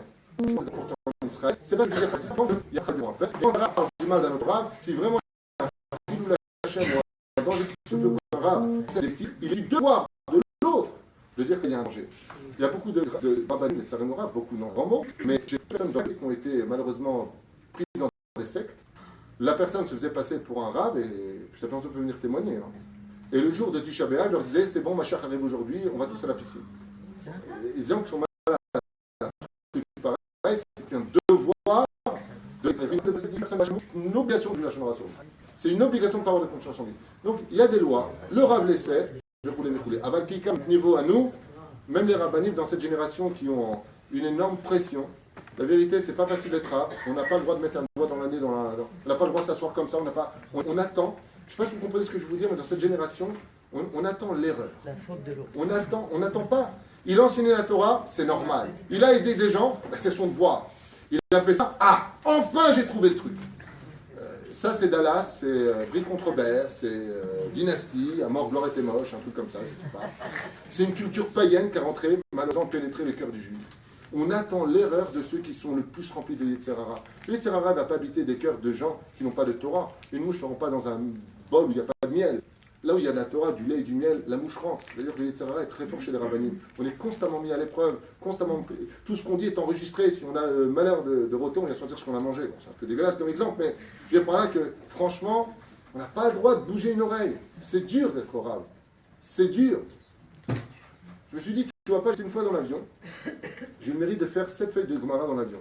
Il y a quelqu'un qui vient derrière et me dit c'était pour Los Angeles. Ça fait des heures que je vous regarde, vous n'avez pas levé la tête, vous êtes dans la Gemara. Si j'avais pas la tête dans la Gemara, comment tu m'aurais jugé? Et si j'avais envie de voir un truc? Et si j'avais envie. 16 heures de vol, il faut se les taper. Et si j'ai envie de jouer un truc? Alors c'est ça, alors tu le joues? Je fais ce que je veux. C'est toi qui me juges? Non, on n'a pas le droit à l'erreur. On n'a pas le droit à l'erreur. Tu manges du pain, il va faire un étilat, tu vas pas faire un étilat. Alors c'est mézénot. C'est banat, mézénot. La quantité, c'est moins de 215 grammes, donc je peux le faire. Zélo Pachout. C'est pour ça que justement, la Mishnah dans Masechet Avot nous dit Vetadoun et Traverecha les Kavzekut. Qui avons-nous l'obligation de juger du bon côté d'Afka les Banim? Masé Ashkelon. Oh, l'histoire du rap. Mais dis-moi, tu me suis toi ou quoi? L'histoire du rap dans l'avion, c'est un excellent exemple. Excellent exemple. Merci très bien, Maître Capello. Alors, il y a comme ça un rab qui venait de New York pour venir en Israël. Et le rab, on vient le voir pour... les gens disent « Vod Arab » avec son grand stremel. Minche, dans l'avion, minche. Il fait comme ça. Arvit. On lui sert le repas. Et juste à côté, il y avait un chiloni, un mec complètement loin de la Torah, et il ne cessait pas de regarder le rab. Le rab, ni il étudiait la Torah, ni rien. Pendant 16 heures, il faisait ça. Il regardait. Rien. Même pas un livre. Rien. À un moment, on lui sert son plateau badat, viande, il prend le pain directement dans la bouche. Rien. Maisonnot, cloum. Il prend le verre d'eau, Shakol, Taras. Akol. Il a mangé avant? Attendez. Je vous ai dit, si je finis, vous avez la réponse. Attends. Sinon, ça fait... tiens. Résultat, le mec qui était à côté, il dit, tu vois, c'est ça le monde religieux. Que de la vitrine. À l'intérieur, c'est tous des réchailles. Maintenant, ils arrivent à l'extérieur, à l'aéroport, et là, il y a une délégation d'élèves qui viennent accueillir leur rave. Et le Chiloni voit ça. Calmez-vous, prenez des calmants de ce côté-là. Le Chiloni, quand il voit ça, il devient fou. Et il se met à hurler devant tout le monde. Mais c'est ça votre rave? Moi, j'ai voyagé 11 heures à côté de lui dans l'avion. Pas une étude, pas une prière, même pas il dit les brachot quand il mange. Et vous appelez ça un rave? C'est ça que j'aime pas chez les religieux. Le rave, il a regardé comme ça, il lui a dit... Viens. Oh, qu'est-ce que t'as? Il lui a dit, tout comme on a la mitzvah d'étudier la Torah, on a la mitzvah d'arrêter toutes les mitzvahs de la Torah. Ah ouais, c'est quoi ce truc? C'est vous qui l'avez inventé? Il lui a dit non. Quand on perd quelqu'un, on a un matzav onen. Et l'onen n'a le droit de faire aucune bénédiction, aucune prière. Mon père est dans la soute, je suis venu l'enterrer. Et donc, alors regardez le cours sur le régèche, on parle de vous là. C'est l'histoire que vous voulez écouter, Émilie. Aval, encore une fois, on parle de Talmid Chachamim. Si tu ne connais pas toutes les lois, est-ce qu'un rab peut parler d'un autre rab? Le rab, il est au courant de quoi il parle. Moi, un rab qui m'avait envoyé un message en me disant, vous avez fait du Lachon Hara sur le rabbanim de France. Je lui ai dit, va étudier les lois avant de m'en parler. Ça, c'est l'Itova. Je sais ce que j'ai dit. Il n'y a pas de Lachon Hara. Il n'y a même pas de Avak Lachon Hara. Il y a juste mise en garde depuis Kouach Nefesh et Dati, où il faut bouger les choses. Il faut bouger les choses. Et moi, en Israël, sans me vanter, ça fait des années que je fais bouger les choses. J'inscris les gens, vrai ou faux, j'inscris leurs enfants dans des écoles religieuses, je leur trouve un boulot, je leur lis leur contrat, je bouge, je sais pas, je parle et je reste assis. Il faut provoquer Bezrat Hashem, la réunification de notre peuple sur la terre, de façon intelligente, pas courir, parce que le but c'est pas de monter, mais d'y rester. Alors l'intégration doit se faire, mais il faut l'orienter, il faut qu'on travaille ensemble. C'était mon seul message qui n'a pas été compris apparemment. Il ne faut pas déranger certaines personnes. Le Rav d'Ashkelon. Qu'est-ce que vous avez, vous? J'ai une question à poser. On s'en fiche. Moi aussi. Il y a levé les doigts avant. Attendez, juste un instant. Juste un instant. Soyez patient. Madame. Son père, quelqu'un, quand on fait pas les bracotes, Non. alors, je veux pas trisser l'assemblée, j'ai perdu mon mari il y a 1 mois et demi. Non, pendant 10 jours, j'ai fait sans arrêt les bracotes, alors c'est un tort. Vous étiez en Matzav. Attendez. Matzav Onen, pour répondre à votre question, c'est uniquement tant qu'il n'est pas enterré. C'est-à-dire, Matzav Onen, un Onen, c'est quand on perd quelqu'un, étant donné que chaque seconde où le corps n'est pas stérile, on dégage la personne de toute obligation religieuse pour qu'il s'occupe le plus vite de tous les papiers. Donc il équipe de tout, c'est tout ce que ça veut dire. Mais une fois qu'il est sous terre, il faut faire les mitzvot, et il faut reprendre le goût à la vie. Et Bezrat Hashem, que ce jour soit aussi pour l'élévation de votre époux, Zichrono Livracha. Et si on a fait parole, justement? Eh bien, vous avez fait des paroles. Et moi, Ce qui est fait, Moi, je veux savoir si vraiment toutes les mitzvot, elles sont ça me travaille, ça. Là, j'ai pas de question. Là. Bah si, parce que bon, c'est sûr que j'ai fait de la shonara. Non, mais Je peux madame, pas faire des non, mitzvot. juste un instant. Je suis pas Mireille Dumas, on est pas là où vous voulez. On parle de Klaliout. Vous êtes une sadéquette, je ne veux pas entendre ce que vous avez fait ou pas fait. Sauf pas. Non, mais je veux pas faire mes mitzvot, qu'est-ce que je peux faire? 8e étage sur du ciment. Non, mais dis-moi quelque chose. Vous voulez vraiment savoir quelque chose? Ouais. Je vous réponds clairement. La chose. Non, Non, mais c'est- il y a attendez. beaucoup d'années. D'accord, madame, ne perdez pas espoir. La chose qui mène le plus à toutes les fautes les plus graves, c'est la tristesse. La première teshuva d'un juste, c'est de retrouver le goût à la vie. Battez-vous pour être heureux. Moi, dans tous Mais les c'est pas ça ma question. mais c'est ce que je vous réponds. Et moi? Eh bien, tant mieux. Et alors quoi? Je ne pas de vous, d'accord? C'est pas un débat que je vais faire avec vous, c'est un cours. Je vous ai répondu. Dit Rabbi Nachman de Breslev, le Rabbi Lubavitch et tous les autres, c'est la tristesse. Quand on est heureux, on n'a pas besoin de parler des autres. Si on parle des autres, c'est qu'on cherche le bonheur chez les autres. C'est ce qui fait la défaillance de nos vies. Et celui qui n'a pas encore compris ça est encore très loin du chemin de la Torah. Ivdu at Hashem besimcha bo lefanav birenana. La Torah nous dit dans le Sefer Torah, si tous les malheurs sont venus sur vous et que vous êtes tombés, c'est parce que vous n'avez pas été dans la joie. Voilà exactement ce que nous dit la Torah, le Sefer Torah lui-même. Donc si j'ai une réponse à vous donner qui est la globalité de tous les problèmes, la première teshuva à faire dans la vie d'une juive et d'un juif, c'est d'apprendre à être heureux, de dire merci pour ce que Dieu lui a donné, pour que Dieu lui rajoute sur ce bonheur. Si après ça, vous avez compris ça, tant mieux. Là-dessus, vous allez construire le Shabbat, la Kashrut, la Nida, la vie, à Kol Beseder. C'est le but essentiel de notre expérience sur Terre. D'avoir dit le Gaon de Vilna. Est-ce qu'on a appris à être heureux sur Terre? Si on est capable d'être heureux sur Terre, on n'a pas besoin de parler des autres. On n'a pas besoin de faire de péché puisqu'on est déjà heureux. La recherche de la Avera, c'est de chercher le plaisir au moment opportun pour vivre un bonheur momentané. Mais si tu es heureux dans le monde de la Torah, si tu es heureux dans ta vie à toi personnelle, alors en général, tu n'as pas besoin de parler des autres. Moi, je peux vous dire, j'ai connu des gens qui étaient réellement heureux, c'est rare. Ouais. Chaque fois que tu leur parles de quelqu'un d'autre, qu'est-ce que tu as besoin de parler des autres? Viens, on parle de nous. Regardez la politique. Ils sont tellement pauvres et malheureux que leur seule façon d'exister à eux, c'est de détruire le parti d'en face. Mais si tu as tellement à vendre, pourquoi tu perds ton temps à parler des autres? Parle de toi. Vends-toi toi-même. Mais comme ils n'ont rien à vendre, alors on va essayer d'être moins médiocre en rendant les autres plus médiocres. Rav Ashkelon, de la Chevra Kadisha, c'est passé avec le Rav Mordechai Eliyahu, Zatzal, que son mérite nous protège. Et je vous l'ai déjà dit, pour ceux qui ont fauté du Lashon Hara, j'ai déjà dit tout à l'heure, mais apparemment ça passe pas dans toutes les têtes, étudiez les lois du Lashon Hara, Zema Shemechaper, j'ai déjà dit tout à l'heure. C'est-à-dire, ceux qui ont fauté avec la Nida, étudiez les lois de la Nida. Ceux qui ont fauté avec la Kashrut, étudiez les lois de la Kashrut.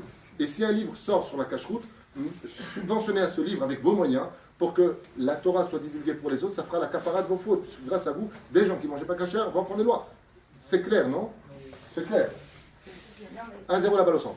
Non, mais je vais venir vous voir après. Hein. Walia. Le cours précédent, c'est quand à la cache, c'est les doigts de la Shoah. On peut y aller. On peut y aller. Et ce soir, le Rav Dreyfus sur le... On est gâtés. C'est dommage qu'on n'ait pas rappelé. Il y a une histoire très touchante qui s'est passée à Ashkelon, et je finirai avec ça, puisque on n'a pas le temps d'aller plus loin. Une femme a été enterrée à Ashkelon. Et le chef de la Chevra Kadisha avait des mismachim, des dossiers ici. Quand ils ont enterré cette femme, il s'est rendu compte dans le bureau que les papiers n'étaient plus là. Alors il ne savait pas quoi faire parce que le dernier endroit où il a été avec ses papiers, c'était sur la tombe de cette femme pour l'enterrer. Et là, il y a une grande question qui se pose, est-ce qu'on a le droit de réouvrir le kéver, la tombe, pour chercher ses papiers ou pas? Ils sont montés voir le Rav Mordechai Eliyahu. Et le Rav Mordechai Eliyahu leur a dit, ok, allez sur la tombe, enlevez les dalles, enlevez la terre. Si pour prendre les papiers, vous ne touchez pas du tout au corps, vous pourrez les prendre. Mais si pour prendre ces papiers, il faut lever son bras ou toucher à quelque chose, laissez-les, tant pis.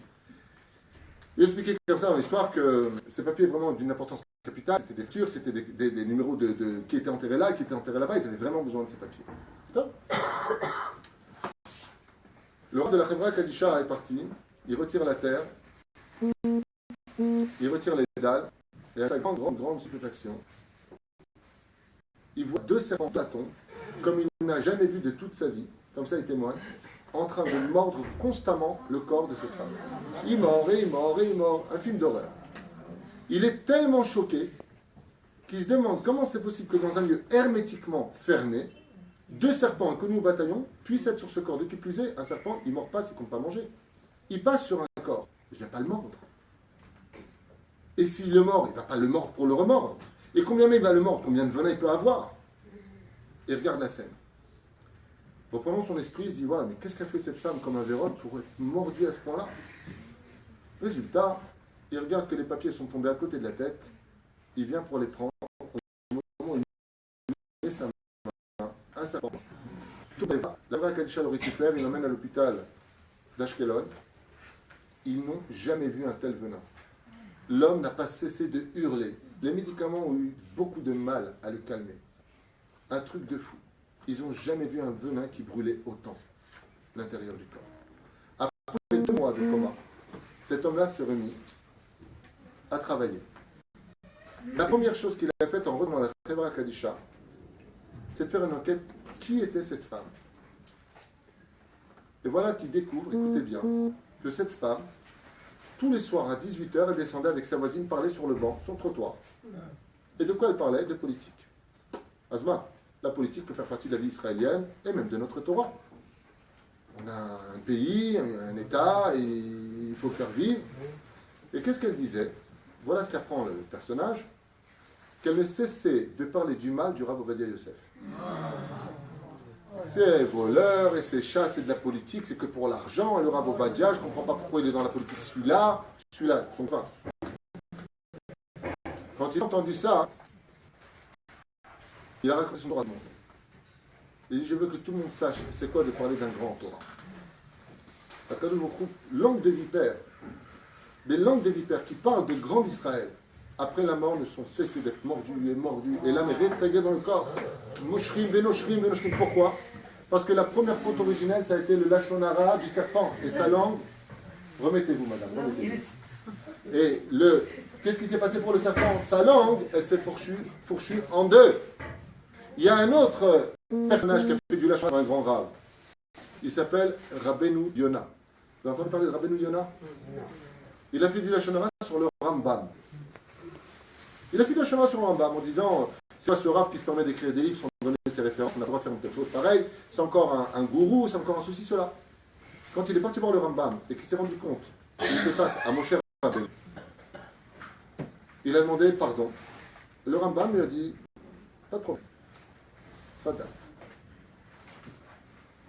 Sur ce ton, je ne sais pas exactement comment ça s'est passé, comment il a demandé pardon, Aval, il s'est arrangé pour cela. Pour faire Teshuvah, il a écrit un livre qui s'appelle comment? Un des livres les plus vendus, les plus connus au monde.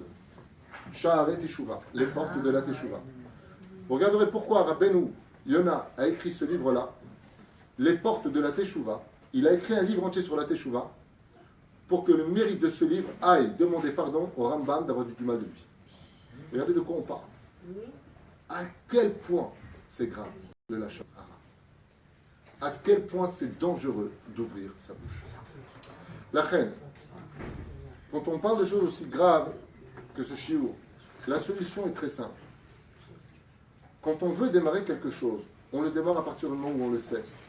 À partir d'aujourd'hui, vous qui avez entendu la gravité de ce qu'est le lachon hara, de la critique, du moti shemra, la première chose que dit le Rambam, d'abord, arrêtez. On arrête. Comment on fait pour arrêter? C'est impossible. Parce qu'aujourd'hui, vous êtes plein de personnes. Demain, c'est passé, ça y est, route avant.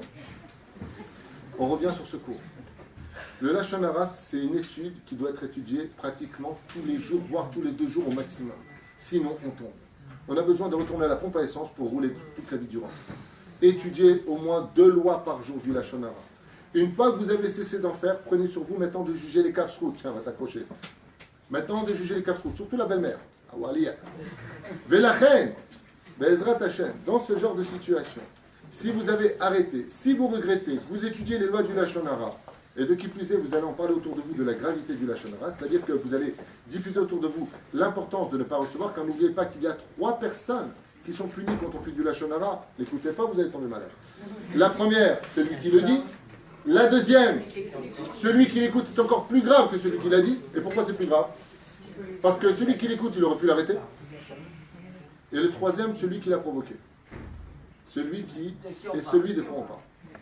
Pour vous donner un petit exemple, Myriam, Anévia, qui a sauvé le peuple d'Israël, qui a fait naître Moshe Rabbeinu, qui a fait le shalom entre les hommes et les femmes, Myriam, parce qu'elle a fait un tout petit peu de motzi shemra, même pas, c'est du avak lachon hara. Elle a posé une question qui n'était pas à sa place. Elle était investie de lèpre pendant 7 jours. Le temple a été détruit. Le Sfat Emet dit quelque chose qui fait mal, très mal. Le Sfat Emet, il dit, c'est quand même terrible que quand le premier temple a été détruit, à cause des 3 averot, Avodah Zara, Gilo Yarayot, Shfichut Damim, les 3 averot qu'on a dit tout à l'heure. 70 ans plus tard, on a fait tchouva là-dessus, on a reconstruit le temple. Pendant 420 ans, le temple a existé. Au bout de ces 80 années, où le lachon hara faisait partie de la culture juive, de parler du mal des uns et des autres, Dieu a détruit son temple. Ça ne fait pas 70 ans, ça fait 1900 et quelques années aujourd'hui que le temple n'est toujours pas reconstruit. Et le Sfat Emet dit tout simplement parce qu'on perpétue la même avéra de génération en génération. Ça veut dire qu'aujourd'hui, s'il y a un conseil à vous donner, c'est comment éviter le lachon hara. Premièrement, apprenez à fréquenter des gens qui ont un bon cœur. Je vous donne des conseils qui valent de l'or. Celui qui veut les écouter, Baruch Haba. Celui qui ne veut pas les écouter, Vlaracha. Fréquentez toujours des gens béhémeth dont le cœur est bon. Pourquoi? Parce que les gens qui ont un cœur qui est bon, facilement ils font tchouva. La base de la teshuva, c'est un bon cœur. Fréquentez des gens, Be'ezrat Hashem, qui ne sont pas trop souvent réunis. La femme, en général, est plus assujettie au lachon hara que les hommes. Pourquoi? Parce que l'homme a pris un seul canot de la parole. La femme en a pris 9. Donc la femme a besoin beaucoup plus de parler qu'un homme. Sur ce, comme elle a besoin de beaucoup plus parler qu'un homme, elle va donc beaucoup plus être sensible à parler des uns et des autres. Troisième chose que je vous mets vraiment en garde, le lachon hara le plus probant, le plus facile et le plus terrible, c'est la famille. On a plus ou moins de la mise en garde vis-à-vis des autres. Bon, c'est pas joli de parler des autres. Mais quand il s'agit de notre fils, qui t'a dit que c'est permis de parler du lachon hara de ton fils? Qui t'a dit que c'est permis de parler du lachon hara de ton mari avec ta copine? Tu fais du lachon hara avec ta copine sur ton mari. Et j'ai le droit. Pourquoi? Ben, c'est ma copine, tu comprends, moi je dors, débile. T'as pas le droit. Qui t'a dit que c'est permis de parler de ta famille? Qui t'a dit que c'est permis de parler de ton frère? Parce que c'est ton frère, alors c'est ta chair, t'as le droit de parler de lui? C'est pour ça que Myriam, dans la fin de la paracha de Be'alotecha et Tanera, parle de son frère et la Torah, tac, elle arrête ici. Pourquoi le symbole du lachon hara c'est Myriam dans le judaïsme? Parce que Myriam a fait du lachon hara sur son propre frère. Pour dire quoi? Fais attention, c'est souvent dans ta propre famille que tu te permets d'ouvrir ta bouche, alors que c'est là-bas que surtout tu dois fermer ta bouche. on tombe très facilement. Comme une Des fois. fois, c'est pour défendre les enfants quand on parle du mal. Mais Nachon, On a le droit de se défendre. oui, bien sûr, à la condition, ce que l'on fait rentre aussi dans le cadre. Ce que je voulais vous dire par là, c'est que les lois du Lachon Hara, comme vous avez étudié, c'est pas vis-à-vis du juif et de son prochain. C'est toi. Plus encore, le Raphet Sraïm, il dit. Allez, je vous la fais. Alors là, vous allez me dépérer. J'ai à moitié allongé. Le Raphet Sraïm, une fois, il y a un homme qui vient le voir. Il lui dit, Gwadara, vous savez où habite ce grand rave qui est le Raphet Sraïm? Le Raphet Sraïm, il vous parlait de cet imbécile, cet ignorant. Qu'est-ce qu'il a fait? Le mec, il a mis une claque au Raphet Sraïm. Il lui dit, ça va pas parler comme ça d'un grand rave. Le Raphet Sraïm, il est rentré chez lui, il a écrit, il est même interdit de parler du Lachon Hara sur soi-même. Raphet Sraïm. Même sur soi-même. Pourquoi? Il a compris que des cieux, on lui avait enseigné quelque chose qu'il ne savait pas. De dire du mal des uns, ou de dire des choses sur les uns et les autres. Ah! Mais même de soi, on n'a pas le droit de faire du Lachon Hara. À un point où les Chachamim nous ont dit, ne te vois jamais comme un rachat. Parce que justement, quand tu te vois noir dans la vie, ou quand on te voit noir dans la vie, on a ouvert toutes les portes pour que tu deviennes quelqu'un vraiment de noir. Sois positif comme quelqu'un de bien. Rabbi Nachman, combien sa Torah est soignante pour l'âme. Rabbi Nachman, il dit, même si tu as fait des péchés dans ta vie, ne te couche jamais, si ce n'est qu'en voyant une grande mitzvah que tu as fait, et avec tu dors. Dors avec le sourire. Parce que même si on fait du mal, on est malgré tout tous des gens bons, et en deux mots. Quand une personne a besoin de parler pour une solution pour un problème. Si une personne a besoin de maintenant parler, par exemple, dans mon cas, hier j'ai eu un shlom bayit à faire, avant-hier. Donc quand on vient pour un shlom bayit ou des réunions familiales, quand ça ne va pas au niveau de l'éducation, les enfants, le mari, ce qu'il faut faire, c'est une réunion familiale pour s'asseoir. Et là, ça devient un peu dangereux. Il faut prévenir à l'avance ce que l'on va dire. Par exemple, si je dois dire quelque chose sur quelqu'un pour prévenir, je dois dire, c'est un code, je dois dire avec ma bouche, ce que je vais dire, c'est les Shem Toelet. Ce n'est pas pour dire du Lachon Hara. Qu'on se comprenne bien. Je dois le dire comme un titre. Je n'ai pas le droit de parler directement. Ce que je vais expliquer maintenant, c'est pour un avantage, pour construire, pas pour détruire. Si je n'ai pas ça en moi, je n'ai pas le droit de parler du tout. Donc quand, hier par exemple, je reçois un couple pour un shlom bayit qui est sur le point mamage de se dire goodbye l'un et l'autre. Ce qui se passe avant de le faire, c'est que je leur dis, voilà, maintenant on va parler, mes cartes sur table. On ne va pas la faire de façon grand-mère, déplacer le problème, on va déraciner le problème. Déraciner le problème veut dire automatiquement, il n'y a pas d'opération sans verser du sang, il n'y a pas de guerre sans mort. Donc automatiquement, on va déborder. Le but de notre discussion, ce sera de détruire. Si vous avez des choses à dire les uns sur les autres, pour détruire l'autre, ça ne m'intéresse pas, je ne veux pas l'entendre. C'est pour ça qu'avant de commencer, j'aimerais que chacun me donne les qualités de l'autre. Bon, c'est des stratégies que je mets en place psychologiques, où la personne se rend compte qu'en fin de compte, il y a aussi de la lumière. Parce que quand on vient pour un shlom bayit, on voit l'autre tout noir. Attends, je notais, et tout à fait, il y a les noirs de critique. Mais c'est pas le bien chez lui. Ah, je n'ai pas pensé à ça, mince. Alors écrivez-moi le temps que vous pensez à ça. Ben, c'est un bon père, c'est un bon mari, jusqu'à encore 3 ans. Qu'est-ce qui s'est passé, madame, il y a 3 ans? Ben, effectivement, il s'est passé ça et ça. Donc déjà, il n'y a pas de fumée sans feu. Voyons ensemble comment construire. Alors, dans ce cas-là, ce n'est pas du Lachon Hara. À partir du moment où, par exemple, on va mettre en garde une personne, une fille qui sortirait de 16 ans en boîte de nuit à Tel Aviv, jupe court, on va lui dire des choses qui vont être dures. On va parler à quelqu'un de cette situation. On va essayer de lui dire, regarde, si tu peux faire quelque chose. C'est pour construire. Mais le but, c'est d'être objectif. Le problème de notre langue, c'est qu'elle déborde toute objectivité. Le drame de notre histoire, par exemple, que nous pourrions avoir, c'est que le Lachon Hara, ce n'est pas simplement une parole. Vous savez qu'à Pi Halacha, de faire c'est du pur Lachon Hara. Donc pour répondre à la question, c'est ce que l'on va dire maintenant, c'est une construction, c'est très dur à faire. Par exemple, les réunions de famille comprend automatiquement un manque de respect vis-à-vis du père et de la mère, puisque tu vas leur répondre, c'est le but de la réunion. Il faut en cela vraiment être sérieux, c'est ça qu'il faut un rave. Tu parles dans 1 minute. Tu acceptes qu'ils te répondent, j'accepte. Ça doit être fait dans l'art de la halacha. Mais quand tu finis cette réunion, tout le monde retrouve sa place et tout le monde s'aime. Parce que des fois, il suffit de parler pour régler le problème, mais comme plus personne ne se parle, parce qu'on est dans l'âge des enfantillages, tout le monde est... Alors là, je ne te parle plus pendant 3 semaines. Un truc débile. Tu peux très bien dire à l'autre, j'ai un problème avec toi, il faut qu'on parle. Elle va en régler le problème. Non, je ne veux plus te parler, de toute façon, tu ne comprends rien. Peut-être que je comprends rien, mais c'est pas comme ça qu'on va régler le problème. Si on boude, on va finir par s'habituer à vivre l'un sans l'autre, et ça fait des dégâts. Déperoucha d'avoir que Bezrat Hashem, la force de la parole doit être dirigée dans la bonne direction et pas la mauvaise. Est-ce que les SMS, les WhatsApp, les Facebook, avec les commentaires, on parle pas, on fait des commentaires écrits. Absolument. Très bonne réflexion. C'est une question qui ne posait pas. Non, c'est moi. C'est toi, Nigo, l'Arlienne. Ma femme pose une très bonne question. C'est pour ça que tous les rabbinis, je parle des sommités rabbiniques, sont contre les WhatsApp, les SMS et toutes sortes de choses. Pourquoi?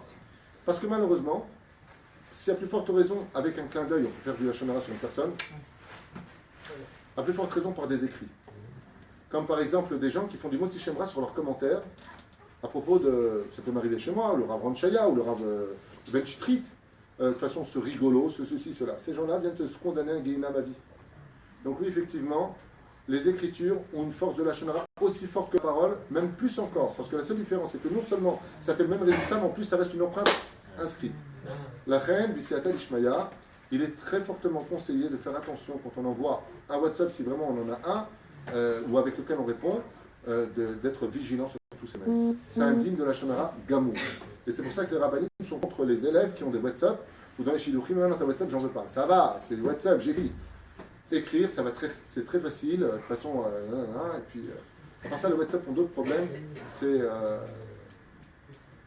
les photos. C'est les photos. Mesdames, mettez des vases à la place de vos tronches. On n'est pas obligé de vous voir.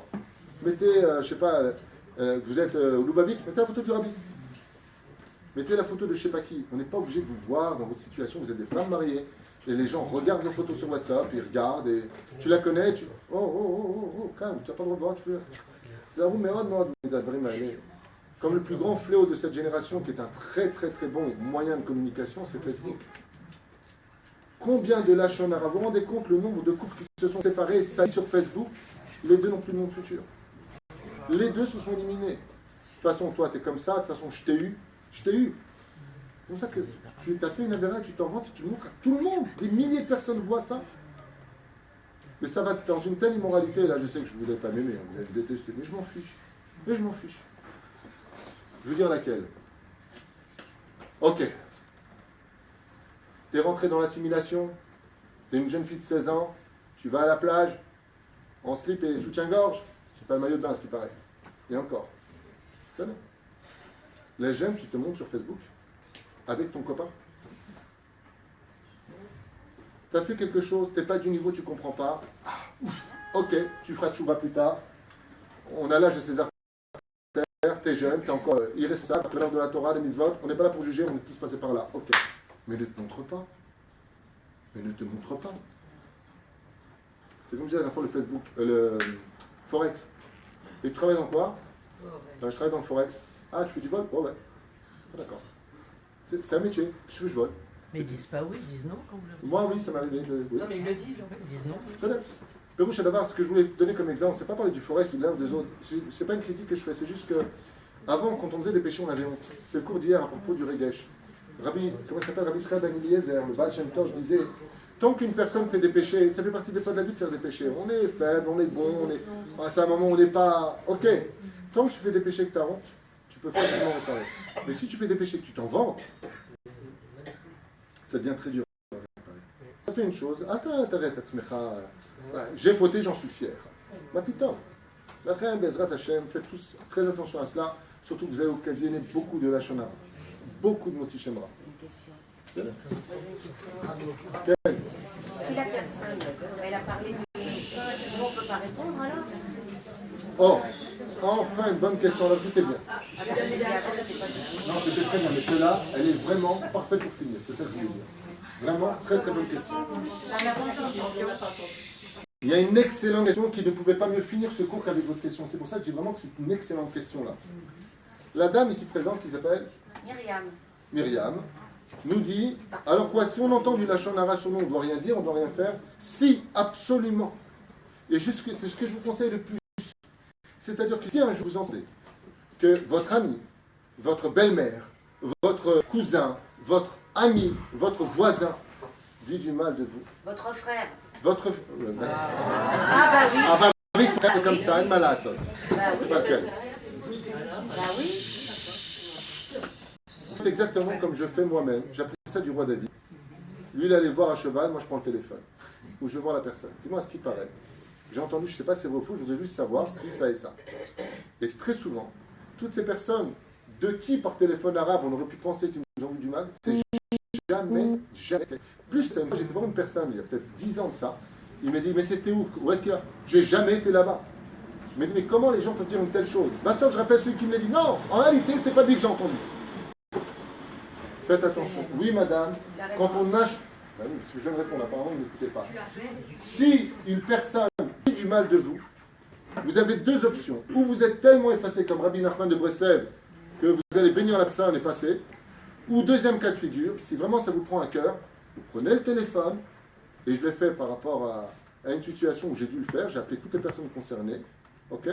Et chacun m'a dit, mamash, pas du tout, pas du tout, pas du tout. Lama, parce que nous avons le devoir d'être propres devant Dieu, mais aussi devant les hommes. Par exemple, un chazan qui a une mauvaise réputation ne peut pas être chazan al-pi halakha. Donc il faut être propre devant les hommes.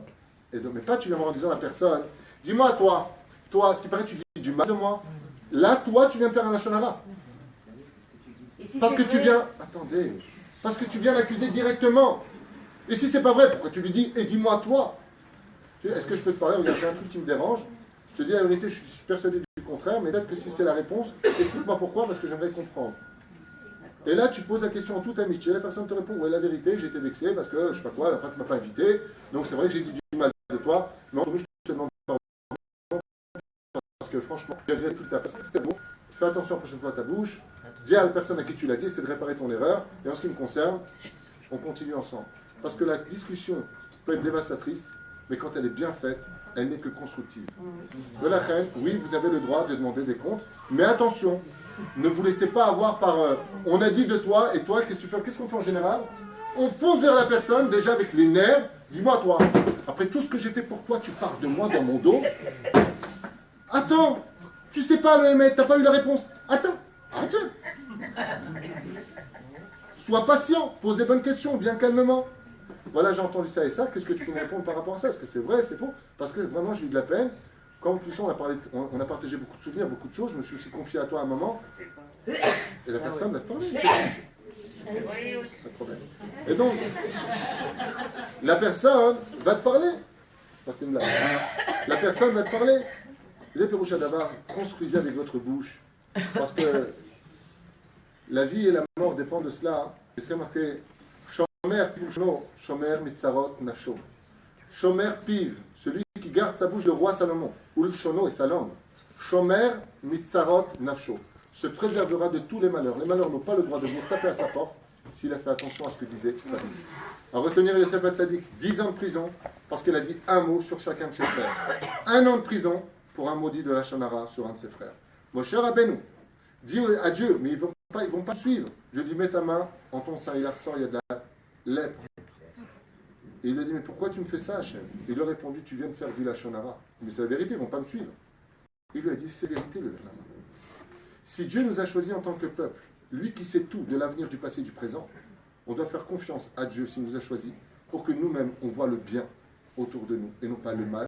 Et ça est déjà fait par des millions d'individus sur terre et dans le ciel. Retour.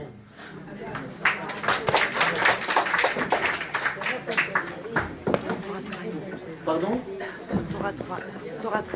Oui, pour ceux qui veulent, ce livre, pour ceux qui veulent le livre, bon, il est petit, j'en ai Bezrat Hashem, c'est un code, c'est pas un bouquin à lire comme ça, c'est un code à étudier en famille, très important avec l'homme et la femme, ceux qui veulent le lire. Ça s'appelle le Code du bonheur.